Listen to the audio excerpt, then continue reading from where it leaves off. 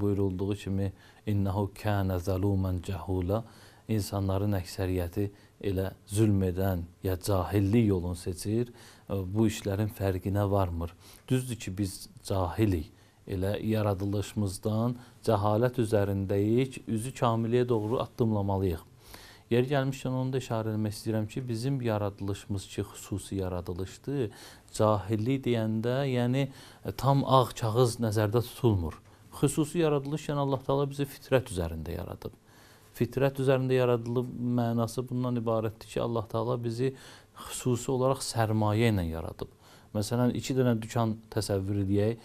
Bir dükan içi boşdur, heç bir ərzaq, mal olmadan bizə təhvil verilir. Bir dükan isə içi malla, ərzaqla dolmuş formada bizə təhvil verilir ki, bunu məsələn işlət.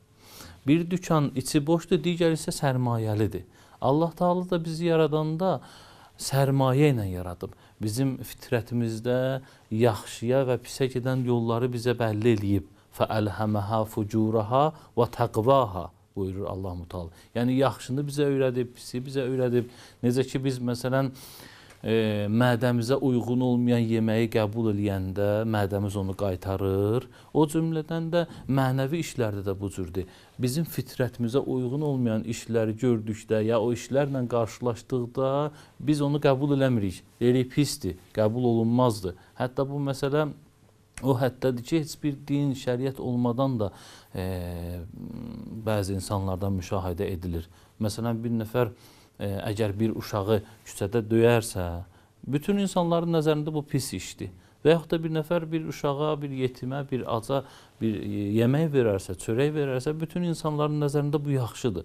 Deməli, din və şəriət olmadan da bizim fitrətimizə əsasən Allah Teala bizi yaxşı və pislə tanış eləyib.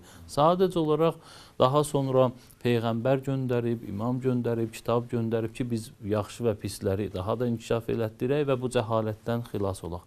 Amma təəssüflər olsun ki, biz bəzən fitrətimizin üstünü də örtürük, fitrətimizin səsinə qulaq asmırıq və nəhayətdə necə ki, mədəmiz o pis qidaları bir neçə dəfə qəbul edəndən sonra daha qaytarmır, o cümlədən də biz pis vərdişləri yaxşı kimi qəbul edirik və bundan da narahat olmuruq.